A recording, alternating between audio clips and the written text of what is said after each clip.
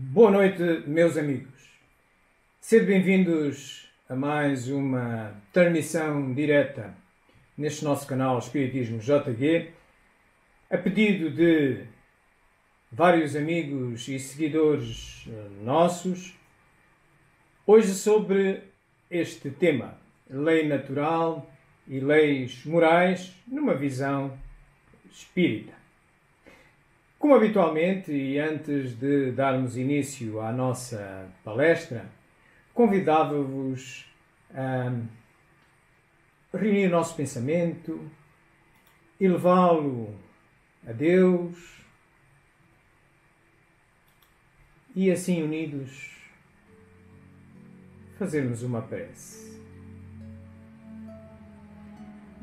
Louvemos o Criador por esta obra maravilhosa que é a nossa Terra, que é este planeta onde nos encontramos encarnados para progredir. É esse o objetivo da reencarnação. Mas que é uma obra maravilhosa, uma obra para além do alcance da melhor inteligência humana. E a um efeito inteligente tem que caber uma causa mais inteligente ainda. E essa inteligência suprema és tu, Senhor. Por isso, louvado sejas.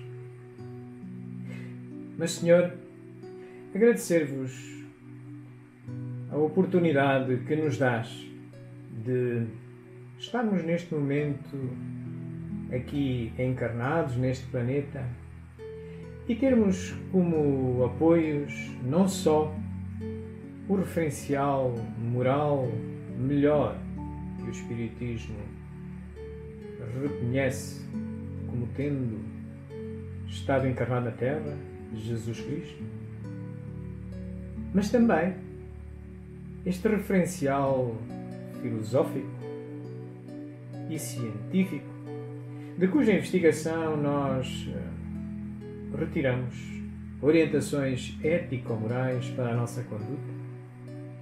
Quais melhores interpretações da tua lei, Senhor, da lei natural, da lei divina. Mas, Senhor, porque imperfeitos somos e todo o planeta está neste momento mergulhado num flagelo, mas que também uma das vossas leis naturais, que é também uma lei moral, a da destruição, sabiamente nos refere os flagelos gerais apenas se destinam a acelerar o progresso humano.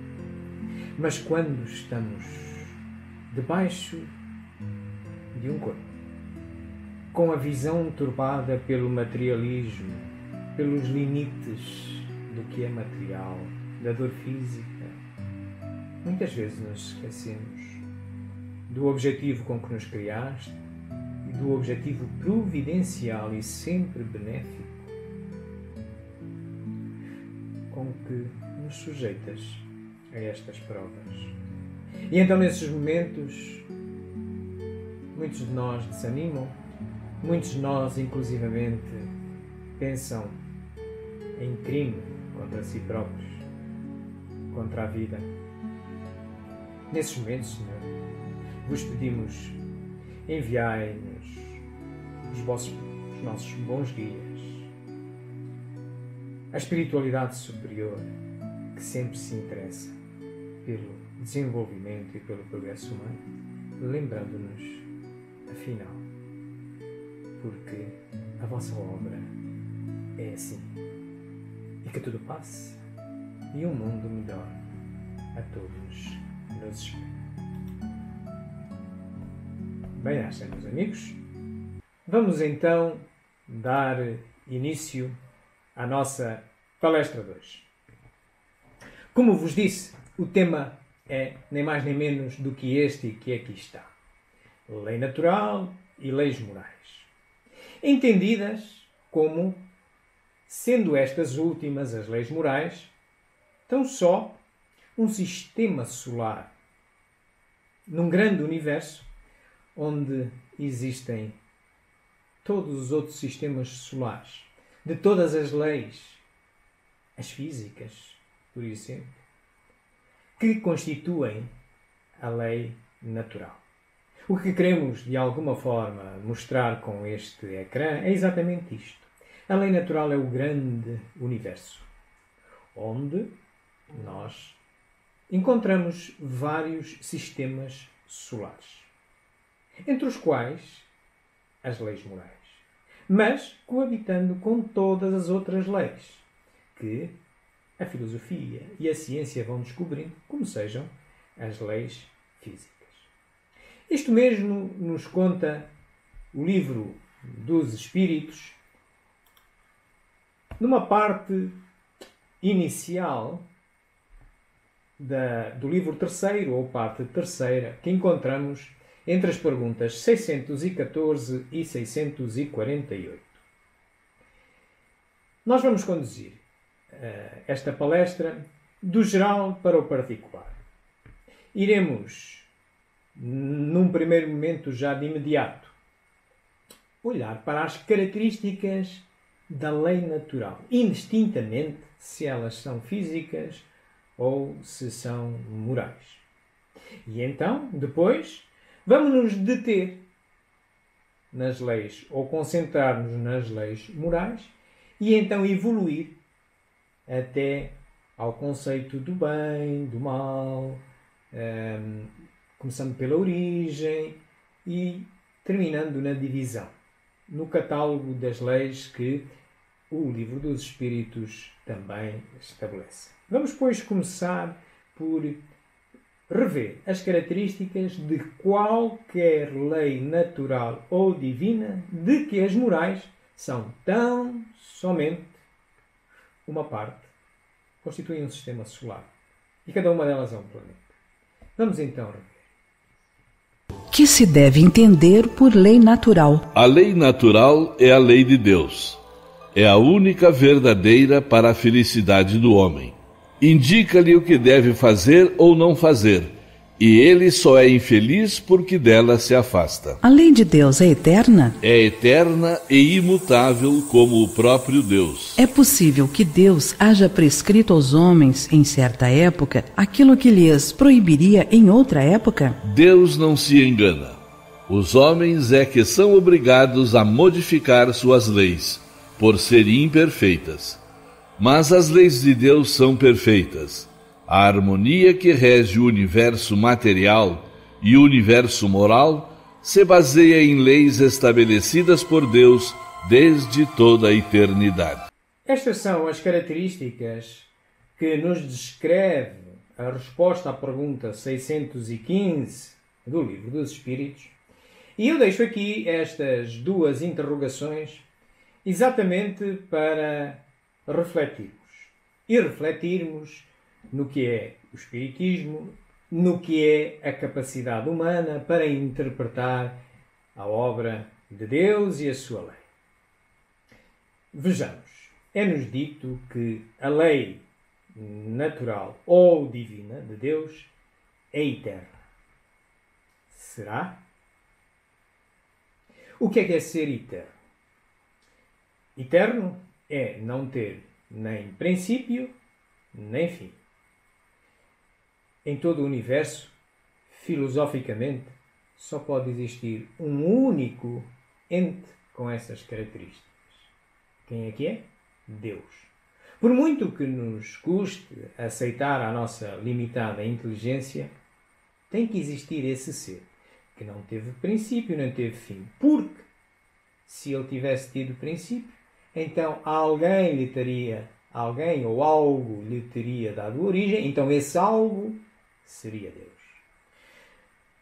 Posto isto, a este ente a que chamamos Deus é um ente eterno. E é um ente que cria tudo o que nós consideramos ser a sua obra. Cria-nos a nós, cria a toda a obra dele. Portanto, é obra dele. Então, a sua lei terá que ser também sua.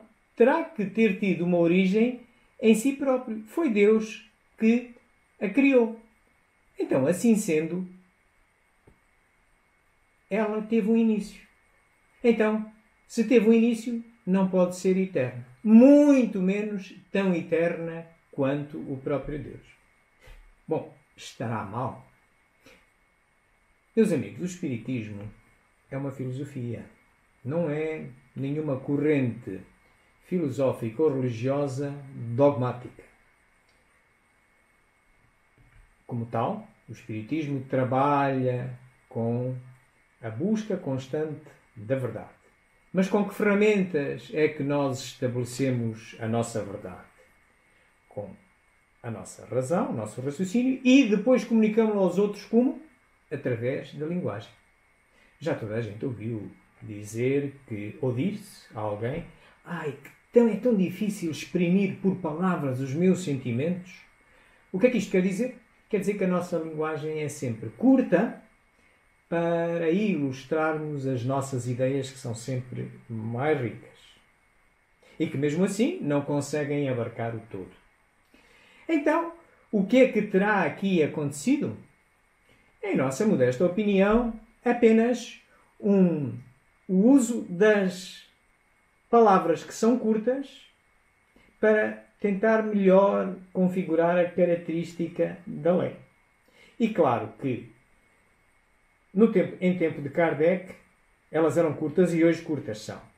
Isto é, qual seria o adjetivo? Como poderíamos descrever esta característica da lei? Nós costumamos dizer que o ser humano é imortal. Isto é, teve um princípio, mas não tem um fim. Dizemos que é imortal. Mas quando o ser humano começou a existir, deu-se conta que já havia uma lei a regulá-lo. Muito bem. Então quer dizer, a lei natural, a lei de Deus, há de ser mais imortal que o homem. Mas tem que ser menos eterna que Deus. Conheceis algum vocábulo melhor que faça este meio termo? Pois os médiuns de Kardec não conheciam. E digo os médiuns, não estou a dizer os espíritos que deram aquela resposta. É os médiuns, porque, para quem estuda um pouco do espiritismo, e nomeadamente do fenómeno mediúnico, percebe que o médium é mesmo um meio. A impressão, seja visual, seja uma intuição que recebe do espírito, é ao médium que compete traduzir por palavras, sejam elas escritas ou faladas. E como tal, tem que socorrer os vocábulos que conhece. E aqui, os médiuns de então estavam como nós. Hoje, como é que íamos dizer isto de novo? O objetivo que eu quero com esta argumentação filosófica é dar-vos as boas-vindas a uma natureza do Espiritismo, mesmo no que toca à interpretação da lei de Deus. Porquê? O Espiritismo é uma obra do homem encarnado e do homem desencarnado. Os espíritos nada mais são que os homens desencarnados. E não ficam mais inteligentes por não terem corpo, transportam sim o progresso que vão fazendo, todos sem exceção. A mesma argumentação se poderá fazer sobre a imutabilidade da lei. Deixaremos para o final, deixaremos para os comentários. Serão muito bem-vindos os comentários e as perguntas que queiram fazer. Reservaremos no final um tempo para isso.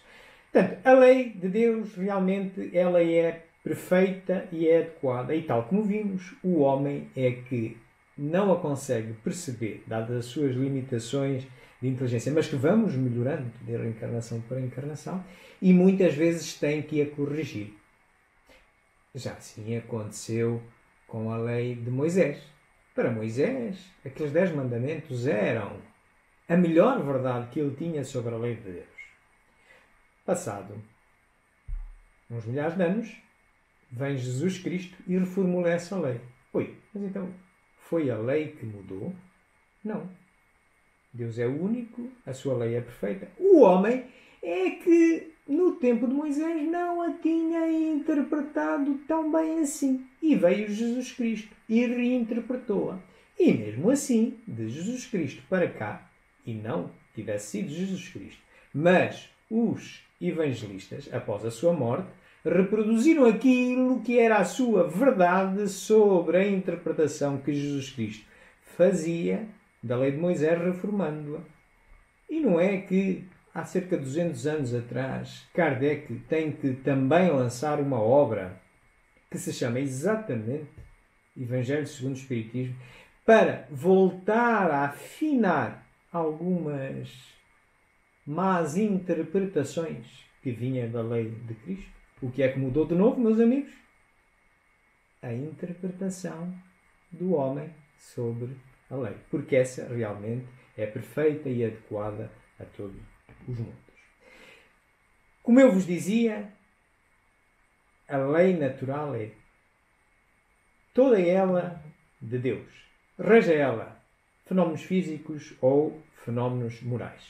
Vamos ver. Qual a abrangência das leis divinas? Referem-se a alguma outra coisa além da conduta moral? Todas as leis da natureza são leis divinas, visto que Deus é o autor de todas as coisas. O sábio estuda as leis da matéria. O homem de bem estuda e pratica as leis da alma. Ecrã inicial que eu vos mostrava. O universo com uma série de sistemas solares, que são as leis nos seus vários conjuntos. Há as leis físicas, que são de Deus também. As leis da biologia, da química, da física, da astronomia.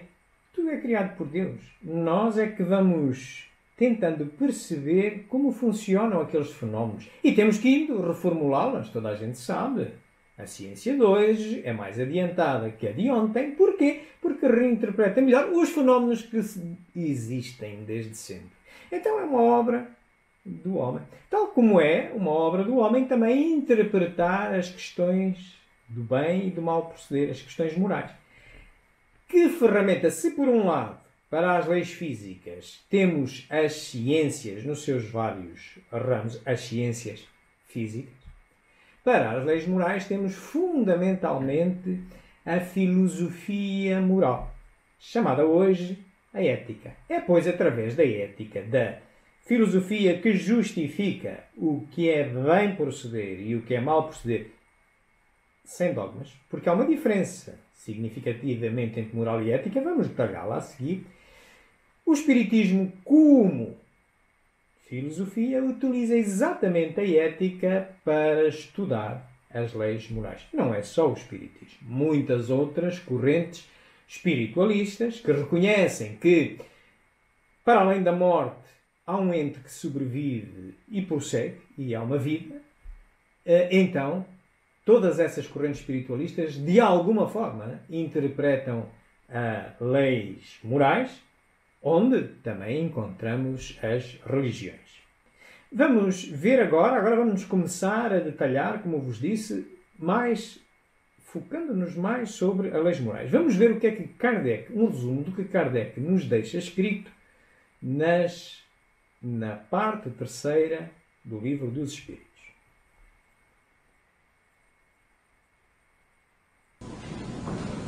Os espíritos evoluídos nos ensinam que o ser humano que se liberta da matéria, por não priorizar as futilidades mundanas e por cultivar o amor ao próximo, aproxima-se da natureza espiritual. A moral dos espíritos superiores se resume como a do Cristo nesta máxima evangélica: fazer aos outros o que queríamos que os outros nos fizessem. Isto é, fazer o bem e não o mal.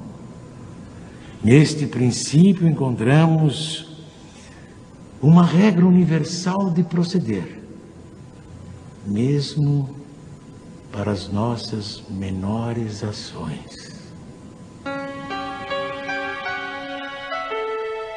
Cada um de nós deve tornar-se útil, segundo as faculdades e os meios que Deus nos colocou nas mãos para nos provar. Eles nos ensinam também que não há faltas ou erros irreparáveis. O ser humano encontra o meio necessário nas diferentes existências para avançar segundo o seu desejo e os seus esforços em direção à perfeição, que é o seu objetivo final. Quer isto dizer que o homem, no seu progresso, a que está votado, imortalmente, é para isso que ele cumpre reencarnações, até que sejam necessárias, mas mesmo depois de não precisar cumprir mais reencarnações, atingir estadios mais elevados do seu progresso, continua a progredir, então expande a sua capacidade de melhor interpretar a lei de Deus, mais se aproximar dela. Naturalmente que as questões do bem e do mal, onde residem aquilo que chamamos as leis morais, todos nós vimos impregnados com elas. Repare, quando nós nos deparamos com um problema novo para nós, de ordem moral, se vou pelo caminho A e me parece bem, ou se vou pelo caminho B, mas não tenho a certeza se é bem, todos nós vimos com isto. Independentemente se somos espíritas, se somos religiosos, se somos físicos, se somos químicos, todos, se temos muita cultura, se não temos muita cultura, todos vimos com isso impregnado na consciência. E, ao longo das reencarnações, nós vamos apurando, nós vamos vindo com melhores interpretações. Hoje, por certo, nesta encarnação em que nos encontramos, aqueles problemas que eram problemas morais, como é que se havia, que eram dúvidas numa encarnação anterior, se era bem, se era mal, possivelmente hoje não temos dúvida, é daquelas que não temos dúvidas. Então hoje põem-se-nos provas mais desafiadoras, exatamente para que se cumpra o progresso e nos aproximemos melhor de Deus. Muitas delas podem ser apenas o reformular da lei antiga, como Cristo reformulou a de Moisés, como o Espiritismo reinterpreta aquelas ventiladas pelos apóstolos. E claro, não só neste processo dinâmico colaboram as reencarnações, atos mais individuais de cada um de nós, mas também os profetas. Pessoas que são destinadas e aparecem de quando em quando na Terra para nos ajudar. Exemplo, Cristo, que nos vem servir de modelo, tal e qual o Espiritismo o defende. Mas outros modelos há também. São os chamados profetas. Todas as correntes filosóficas de cariz religioso têm. E o Espiritismo também considera como modelo exatamente Jesus Cristo, porque foi o modelo melhor que apareceu na Terra. Mas entenda-se, por uma questão filosófica e não por uma questão dogmática. O que eu vos quero dizer com isto? Cristo não era cristão, pois não? Julgo que ninguém tem dúvidas sobre isto. O cristianismo ocorre depois de Cristo ter desencarnado, certo? É uma interpretação da filosofia de Cristo. Cristo, se tivesse uma religião, poderia ser judeu, talvez. Talvez. Mas Cristo, por exemplo, é também considerado um profeta nos muçulmanos. E não só os que seguem Cristo chegam ao céu. Não é o único caminho da salvação e do progresso. As mais de 2 milhares de congregações cristãs, 2 milhares, se formos pela rama protestante, Só nos Estados Unidos existem 2.000 neste momento. Mas depois temos a rama católica. Depois, ainda antes disso, temos logo um cisma no século XI em que separa a Igreja Ortodoxa, que está a leste da Europa, e a romana, e seguem Cristo também. E o cristianismo só nasce depois de Cristo. Portanto, a consideração do modelo que é Cristo é independente, pelo Espiritismo, independe de qualquer outro apropriamento religioso. Há correntes cristãs que inclusivamente defendem que Cristo seria um privilegiado aos olhos de Deus, isto é o Filho de Deus. E nós somos o quê? Os enteados? Filosoficamente não é isso que o Espiritismo nos diz. Diz-nos que Cristo e nós, todos nós fomos criados simples e ignorantes. E, consoante o nosso progresso, assim nos vamos adiantando mais depressa. Cristo é um irmão nosso que se adiantou mais depressa do que nós. Pura e simplesmente. De outra forma, era defraudar a própria imagem de Cristo. Considerá-lo que ele era um privilegiado. Que ele é que era o filho e nós somos enteados. Não é verdade. Tal como não é verdade umas outras correntes que existem em algumas religiões cristãs que até consideram que Cristo teria tido um corpo fluídico e não um corpo de carne. Que grande fraude teria sido Cristo se assim fosse. Então foi sacrificar-se por nós fisicamente, morreu na cruz e afinal tinha um corpo fluídico. Meus amigos, cabeça a pensar. Ok? Por isto, o Espiritismo é uma filosofia de base científica e consequências ético-morais. Se não repararem, nesta obra, que é uma das obras fundamentais do Espiritismo, considerada por Kardec, se vocês repararem, num catálogo racional para se fundar uma biblioteca espírita, publicado logo a seguir à morte de Kardec, ele tinha deixado tudo isso preparado e é surpreendido pela morte. E nesse catálogo racional, podeis encontrar na internet, encontrareis as obras que Kardec considerava serem as fundamentais, as complementares e aquelas que são contra o Espiritismo, porque há que conhecer também o contraditório. E uma das obras que ele considera fundamental, são 11 no total, se lá forem, uma delas é esta, que é o Espiritismo, escrita em 1859, e logo no prólogo vocês encontram duas definições de Espiritismo. Aqui está uma delas. Não encontrareis aqui nada de religioso. Encontrais, sim, uma vertente de ciência e uma vertente filosófica. Quanto à vertente de ciência, que estuda os fenómenos que se podem endereçar filosoficamente pela razão, dedica-se ao estudo das relações entre os espíritos e o mundo corporal. E Kardec estudou bem, inclusivamente fez um manual científico, que é o livro dos médiuns, com as leis gerais e universais que regem essas relações. E como filosofia, o que é afinal? É o retirar das consequências morais de boa conduta para o procedimento do homem, para o progresso do homem. Em seu tempo a filosofia ainda não tinha a separação que hoje tem. Hoje a filosofia moral chama-se ética. No seu tempo apenas ainda existia o termo moral, outra vez problemas de vocábulos. Dinâmicos, mas problemas de vocábulos. Hoje, se tivéssemos que reescrever, nós diríamos isto assim. É uma filosofia de base científica e consequências ético-morais de toda a investigação filosófica, só pela razão, justificando o bem e o mal.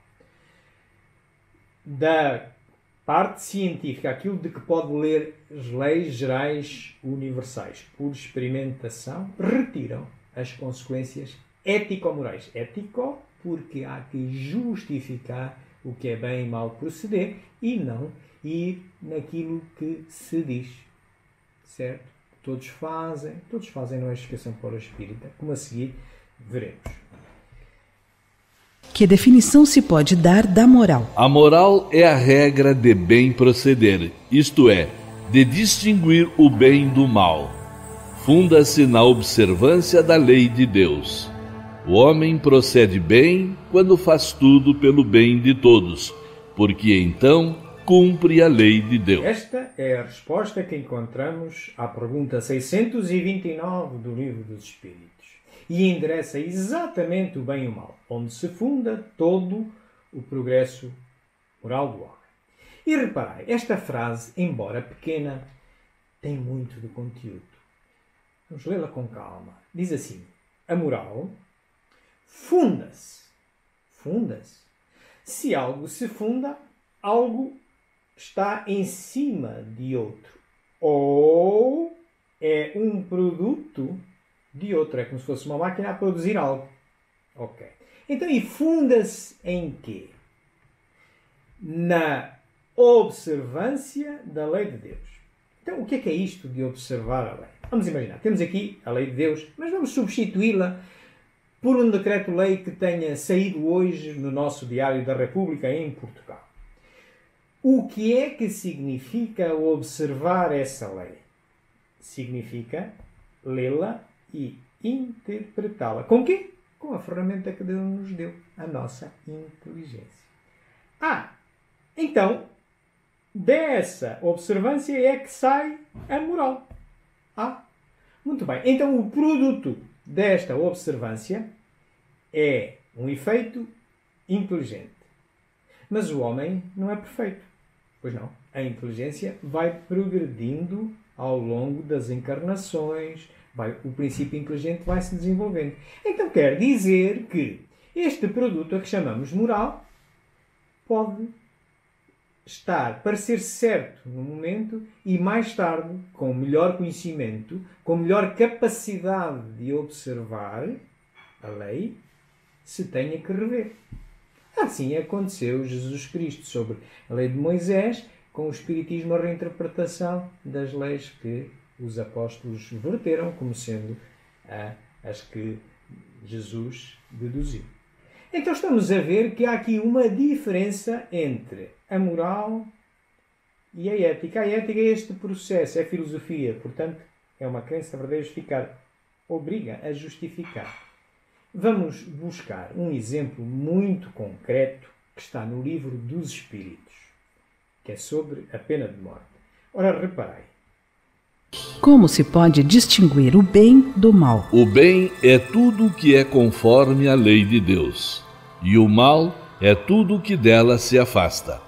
Assim, fazer o bem é proceder de acordo com a lei de Deus. Fazer o mal é infringir essa lei. Muito bem. Ouvimos claramente e acho que não há dúvidas. Portanto, fazer o bem é estar de acordo com a lei de Deus. Fazer o mal é ir contra ela. Muito bem, então agora vamos a uma aplicação prática. Pena de morte é moral? Olha, reparai aqui neste mapa mundo. Neste mapa mundo vemos aqui países com várias cores. Aqueles que estão a azul, onde se inclui Portugal, ela é imoral. Hoje, por exemplo, em Portugal, era bem proceder um juiz mandar matar um assassino que se prova em tribunal que matou outro há 150 anos atrás. Hoje não. Hoje é mal proceder. E nestes países todos há azul. Portanto, hoje é imoral. Mas já foi moral. Mas agora reparai, nos países encarnados, entre os quais se distingue um que muitas vezes considerado como o país mais avançado do mundo, ali os Estados Unidos da América. Vamos a um estado em particular, o estado do Texas, onde tem a pena de morte. Então significa que naquele estado, e hoje, tal como no Afeganistão, por exemplo, aqui mais para a direita, nesses países todos que estão a vermelho, é bem proceder, o mesmo é dizer, é moral, que um juiz mande matar um assassino que se provou em tribunal que matou outro. Ui! Então, meus amigos, a resposta é muito simples. A pena de morte é moral? É moral e é imoral. É sim e não. Depende dos costumes sociais. Imaginemos que o juiz era espírita. Se estivesse a julgar um caso de assassínio nos Estados Unidos, acharia moralmente correto atribuir-lhe a pena de morte. O mesmo juiz, vindo aqui para Portugal, já iria achar moralmente incorreto atribuir a pena de morte. O espiritismo não pode andar ao sabor de uma coisa tão vulgar, não vos parece? Muito bem. Então, como é que se sai disto? O Livro dos Espíritos nos diz. O homem tem meios de distinguir por si mesmo o que é bem do que é mal? Sim, quando crê em Deus e o quer saber. Deus lhe deu a inteligência para distinguir um do outro. Voltemos à questão então agora da pena de morte e perguntemos. Então, a pena de morte é ética? Já vimos que observar uma lei é filosofar, é justificar. Justificar moralmente. Isto chama-se filosofia moral. Hoje, equivalente à ética. Então, a pena de morte é ética? E o que é que nos diz o Livro dos Espíritos? O homem como é que chega às questões do bem e do mal? Raciocinando, utilizando a razão. Ora bem, então, utilizando a razão, vamos utilizar a razão a verificar se é bem ou mal proceder, afinal. Um silogismo possível é este que aqui está. Outros poderia haver, mas este, por exemplo, o homem é imperfeito, não é? Aquele juiz nos Estados Unidos é imperfeito. O juiz em Portugal é imperfeito. O juiz no Brasil é imperfeito. Certo? Então, se é imperfeito, pode errar. Pode errar aqui, nos Estados Unidos, no Brasil, no Afeganistão, onde quer que seja. Então, se pode errar e está imbuído das funções de juiz, não pode atribuir penas irreversíveis. Porquê? Não é a primeira vez que nós vimos, por exemplo, nos Estados Unidos, condenados à pena de morte, que mais tarde se vem a descobrir que afinal houve um erro e eles estavam inocentes. Se já os tivesse morto, como é que agora se emendava a mão? É por isso mesmo que o homem não pode atribuir penas irreversíveis. Porque se o mandar para a prisão, como é agora em Portugal, 25 anos, pena máxima, outros países 20 anos, etc. Se por acaso nesse período se verificar algum erro, ao menos o homem não morreu. Pode-se tentar reabilitar socialmente. Então, à pergunta, a pena de morte é ética? Não. E é em qualquer lugar, tempo e cultura. É antiética onde ela é imoral, mas também é antiética onde ela é considerada moral. Continuando este exemplo do Livro dos Espíritos, e embora já decorridos quase 200 anos, como vos digo, Kardec não fala em ética ao longo da sua obra. Não existia esta separação da filosofia. Fala nas questões morais. Mas não deixa de, com a razão, com a lógica, esclarecer bem as coisas. Reparem como vai terminar a justificação da pena de morte já há quase 163 anos. A pena de morte desaparecerá incontestavelmente e sua supressão assinalará um progresso da humanidade. Quando os homens estiverem mais esclarecidos, a pena de morte será completamente abolida da terra. Os homens não terão mais necessidade de ser julgados pelos homens. Vimos. A pena de morte, quando os homens estiverem mais esclarecidos, melhorarem a sua capacidade de observar a lei de Deus, ela vai desaparecer. Ok? Então, o Espiritismo pauta-se pela ética, pela justificação do que é bem e do que é mau, e a partir daí é que influencia a moral. Ao retirar dali as tais dicas que podem ter que ser revistas num futuro, ok? É que, ao tirar essas dicas, vai dizendo, bem, neste momento faça o que a gente interpreta, o bem proceder é isto, o mal proceder é aquilo. Ok? É a moral. Portanto, influencia a moral. Isto é, porque o Espiritismo é uma filosofia e não trabalha com a verdade absoluta, porque nenhum conhecimento trabalha com a verdade absoluta. O homem não consegue apreender a verdade absoluta. Ele vê o que a verdade absoluta ou a realidade vê segundo um prisma, segundo uma versão a que chamamos verdade. Então, se é uma filosofia, ele pauta-se pela ética, que é a filosofia moral. E pelo conhecimento, aponta justificadamente, tal como fizemos sobre a pena de morte, o comportamento correto, que por sua vez impulsiona a alteração dos comportamentos morais da sociedade. Nós, ao dizermos, é diferente eu dizer ao meu filho, não faças porque eu não quero e sou teu pai. Estou-me a candidatar a que ele, nas minhas costas, não faça o que eu lhe estou a dizer. Mas se eu tiver o cuidado de dizer, filho, não faças isso porque A, B e C, e ele perceber porque não deve fazer, ele próprio vai deixar de fazer. Isto é, o mal é sempre o mal, mesmo que todos o pratiquem. E o bem não deixa de o ser, continua a ser, mesmo que ninguém o pratique, meus amigos. Esta história de que toda a gente faz não pode ser justificação para o Espírito. Bem-vindos, meus amigos, ao Espiritismo. Obrigar estudo, obrigar raciocínio. Não encontrareis no Espiritismo dogmas. Não espereis ter saído de alguma corrente dogmática religiosa e é como se entrassem noutra, à espera que vos tragam a verdade. Não. Jesus Cristo não era espírita. Quem nos dera a nós estar aos calcanhares dele. O Espiritismo é uma ferramenta muito lógica, mas não é a única. Será tanto melhor quanto nós melhor a entendermos, quanto melhor nós nos aproximarmos dele. É uma autoestrada, é um caminho, mas há outras também. Ok?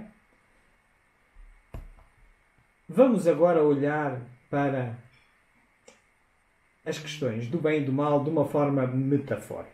Já perceberam que não há hipótese a não raciocinarmos em cada momento sobre as decisões que tomamos, pensando que é bem ou que é mal. E como tal, muitas vezes perguntam, bem, está certo, mas não há aí uma forma mais simples de nós vermos se é bem ou se é mal? Eu costumo utilizar uma metáfora da moeda de euro.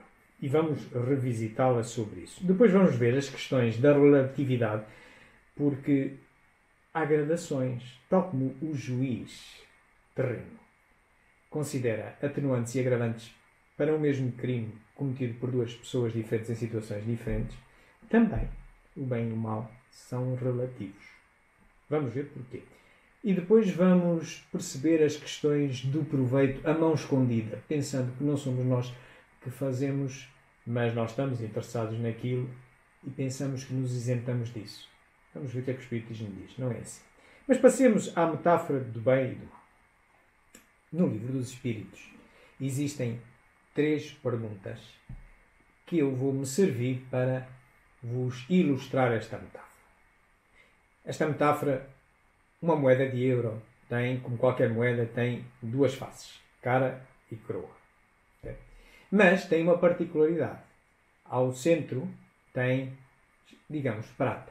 É de cor de prata. Pode não ser prata exatamente, mas é cor de prata. E por fora tem ouro. Não deve ser ouro, mas consideremos sim. O ouro é um metal mais precioso que a prata.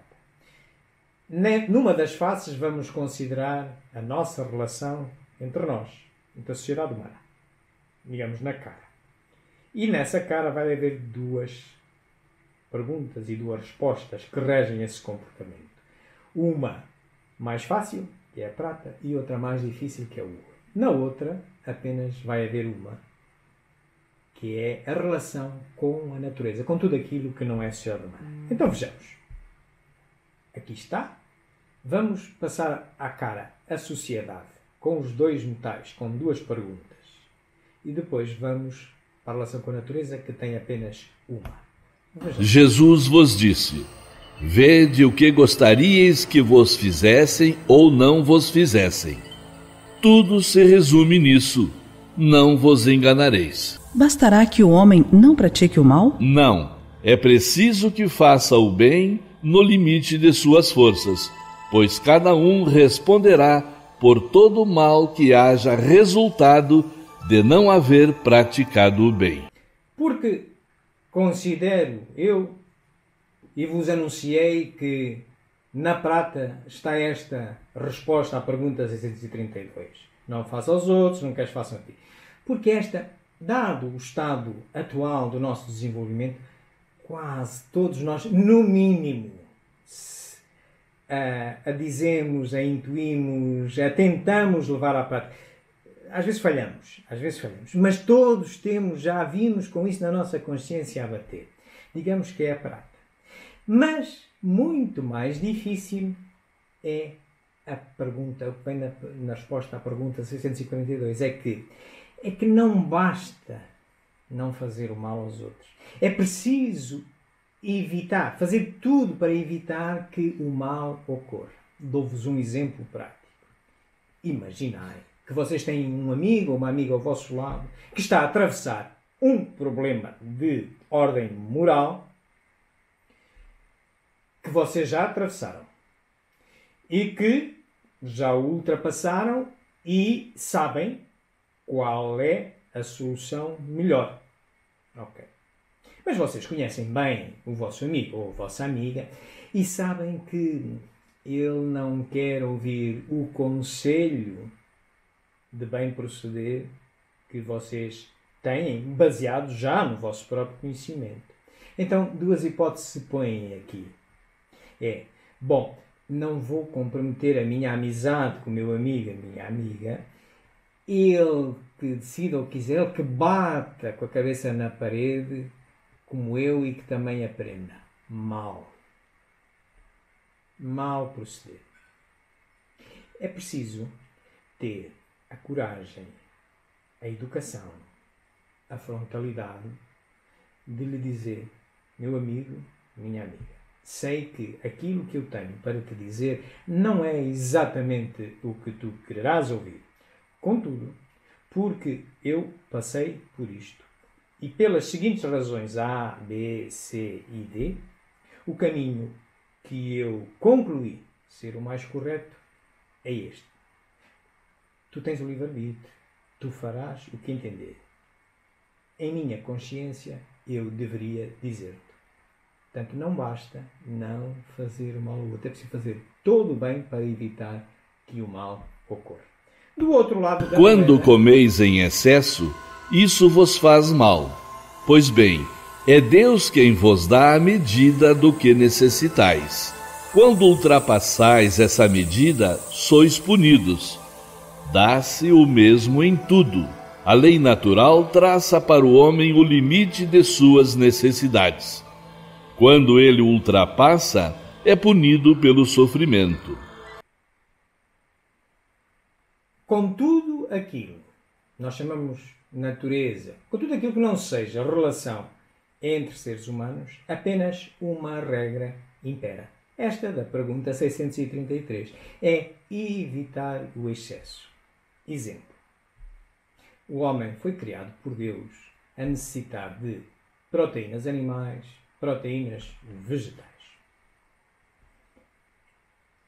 Então, desde que não haja excesso, desde que o homem destrua um animal para comer ou um vegetal para comer, sem o desperdiçar, está correto.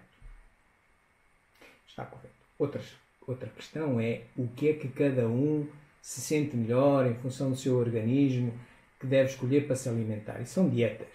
Mas tão mal proceder é o homem ir, por exemplo, para a caça, que lhe dá prazer ir caçar, e desperdiçar a carcaça de um animal que matou, não utilizar para a sua alimentação, não lhe dar um fim útil, como é mau também ir à horta e colher um vegetal para depois, este não é melhor alfacinha, e corta e manda fora e puxa outro.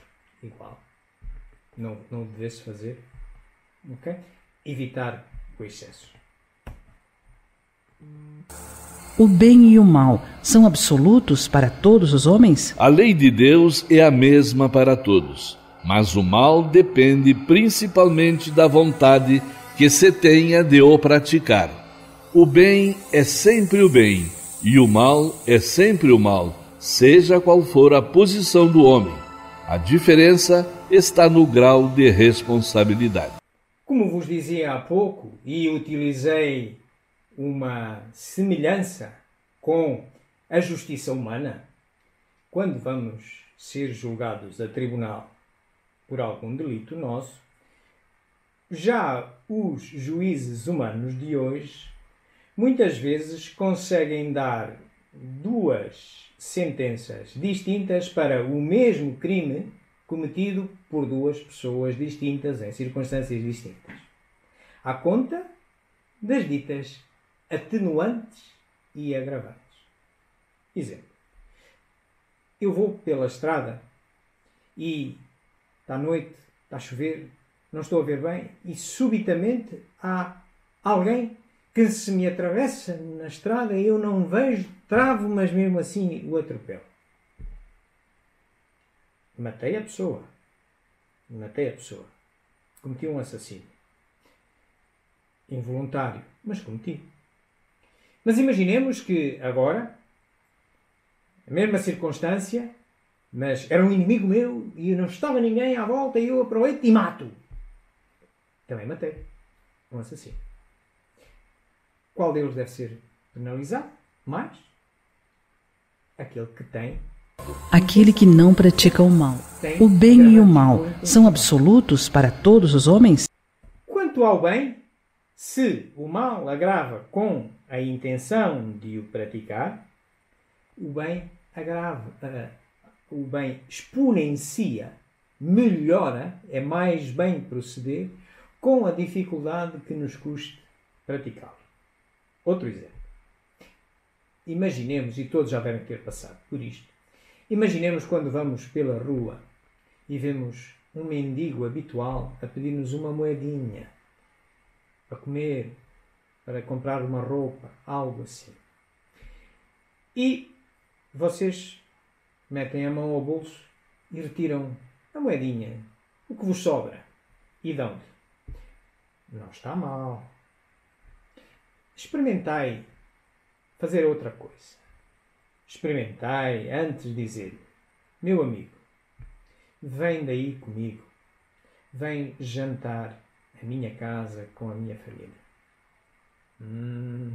É mais difícil, não é? Pois é. Mas é melhor. Estão a ver? O bem exponencia com a dificuldade em cometer a obra, o mal exponencia com a intenção de mal proceder. Aquele que não pratica o mal, mas que se aproveita do mal praticado por outrem, é tão culpado quanto este? É como se houvesse praticado. Aproveitar do mal é participar do mal. Talvez tivesse recuado diante da ação, mas se tira partido do mal por encontrá-lo realizado, é que o aprova e o teria praticado se pudesse ou se tivesse ousado. Temos em português um ditado que diz que tão ladrão é o que vai à vinha como o que fica à porta. Serve que nem uma luva para ilustrar isto. Quando alguém manda outrem fazer por si, julgando que porque não dá a cara, mas beneficia do mal que manda praticar, que não é culpado, poderá escapar à justiça humana. Não escapa à justiça de Deus. Muito cuidado com isto. Que pensais da divisão da lei natural em 10 partes, compreendendo as leis de adoração, trabalho, reprodução, conservação, destruição, sociedade, progresso, igualdade, liberdade e, por fim, a de justiça, amor e caridade? Essa divisão da lei de Deus em 10 partes é a de Moisés e pode abranger todas as circunstâncias da vida, o que é essencial. Podes, pois, adotá-la, sem que por isso tenha qualquer coisa de absoluta, como não o têm os demais sistemas de classificação, que dependem do ponto de vista sob o qual se considere uma coisa. A última lei é a mais importante. É por meio dela que o homem pode adiantar-se mais na vida espiritual, visto que resume todas as outras. Deve, do que escutamos, resultar claro que a divisão das leis morais em 10 partes é uma catalogação que o homem necessita, que se nos for útil, encantado, é de Moisés. E tal como nos é dito, vocês é que precisam de ter essas catalogações. Podeis usá-la. Ela pode ser útil. Mas não tem nada de absoluto. Isto é, estas 10 leis são a nossa verdade. A realidade é uma outra coisa muito maior. Mas a versão possível, com a inteligência que temos hoje, de observar todo o grande universo e o sistema solar que está em jogo, nós nem conseguimos ver o sistema solar todo, mas vemos pelo menos estas 10. Utilizemos-la, pelo menos estas, e estejamos disponíveis para as rever, não só a cada uma delas, ou acrescentar alguma, se necessário for. Nada tem de absoluto. E aqui nos diz uma coisa também muito interessante, que nos leva a podermos nós melhorar aquele gráfico inicial com que nós tínhamos começado a nossa palestra e resultar nisto assim. Reparem. Porquê? Ele disse-nos que a última, a lei da justiça, amor e caridade, era a mais importante.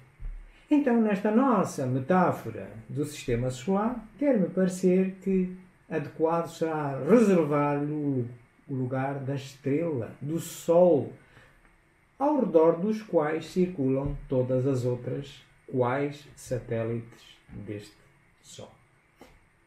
Meus amigos, era isto que eu tinha para vocês sobre a palestra de hoje. Eu, para vos trazer esta palestra, consultei estes livros que aqui encontrais. Nesta primeira fila em cima, são obras fundamentais. São parte das fundamentais. São as que importam para esta palestra, na minha verdade, no meu ponto de vista, do Espiritismo. Aqui embaixo encontrais obras de filosofia, de Platão, Menon, de Aristóteles, Ética, Nicômaco. Universo elegante que endereça muito bem as questões das leis físicas, várias dimensões, física quântica, multiversos, que fazem parte da obra de Deus e são leis de Deus também. Tendes aqui o meu livro Pensamento Sistémico e Espiritismo, que numa primeira parte busca recordar exatamente as características do pensamento humano, de que nenhum de nós consegue ver a realidade toda, vê apenas segundo uma perspectiva à verdade e, portanto, ninguém se augura como o dono da verdade. Humildemente devemos poder justificar sempre as nossas verdades, poder escutar sempre as dos outros e não pôr-nos a combater com as dos outros só porque são diferentes. Antes, pelo contrário, olhar como oportunidade de ver se há algum detalhe na verdade do outro que nós não tenhamos visto e que os dois, num esclarecimento mútuo, possamos abandonar as verdades velhas que tínhamos e sair com uma melhor. Assim se dá o progresso filosófico e científico e o espiritismo, como filosofia e ciência, assim procede. Nesta linha aí de baixo encontram o link daquele filmezinho que nós vimos em que Kardec dava o seu resumo das leis morais. Eu estou a fazer uma outra gravação com uma segunda câmara desta palestra e publicarei nas próximas horas neste canal Espiritismo JG, onde poderão ver talvez um ecrãzinho maior e eventualmente com maior resolução. Também podem pôr, de certeza, temos aqui alguns comentários e dúvidas, mesmo aqueles que queiram depois da palestra amanhã, ou depois ainda comentar sobre isto e fazer perguntas, podem sempre encontrar aqui no Facebook, ou ainda também poderão utilizar este meu e-mail, espiritismo.jg@gmail.com, para qualquer outra questão que tenham sobre este assunto ou outro em que eu vos possa ser útil. E posto isto, meus amigos, eu estaria à vossa disposição para olharmos para os comentários que, entretanto, foram sido produzidos íamos encaminhar para o término da palestra e ia-vos pedir de novo que, e sem ser nenhum rito, mas tão só uma conversa com Deus, com o Criador de todas as coisas e das leis que as regem, e vamos agradecer-lhe por nos permitir, com a nossa inteligência e já apoiados, não só no modelo de Jesus, mas também nesta doutrina maravilhosa, racional, que nos foi legada pelos Espíritos através de Allan Kardec. Podermos hoje melhor distinguir o bem do mal, sem ter nada feito, nada dado de bandeja, apenas recordando-nos que somos nós, com a ferramenta que tu nos deste, que devemos progredir, sem dogmas, raciocinando sempre, justificando sempre o que é bem e o que é mau. E louvado sejas, Senhor, por a tua obra ser assim. É um vivo traço de uma escola. Até nestes momentos em que, numa visão mais limitada e mais materialista, poderíamos, alguns de nós, pensar que há aqui um equívoco neste flagelo. Não pode ser. Pela razão, não pode ser. Um Pai excelso, como tu és, não poderia escolher os seus filhos para os sacrificar. A nenhum. Já nem diferenças fazer, quanto mais sacrificar. Algo mais tem que existir. E como a vida continua, é da tua obra. Encarnamos, desencarnamos. Então, tudo isto faz parte. E, tal como nos é dito na lei moral da destruição, serve para acelerar o nosso progresso. E o Espiritismo nos ensina já isso. Louvado sejas, Senhor, pela tua obra.